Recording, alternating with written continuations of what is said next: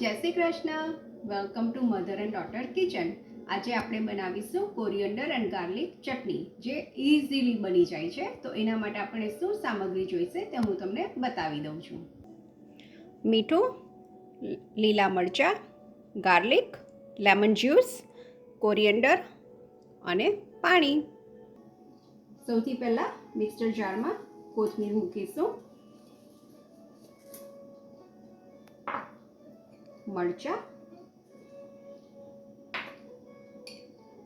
અને ગાર્લિક,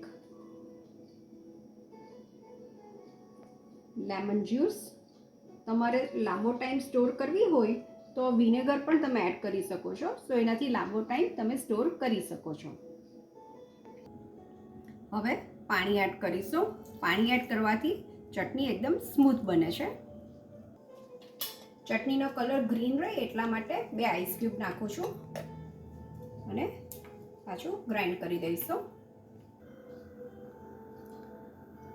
ચટણી એકદમ ગ્રીન કલરની રેડી છે. હવે મીઠું એડ કરીશું અને મિક્સ કરી દઈશું.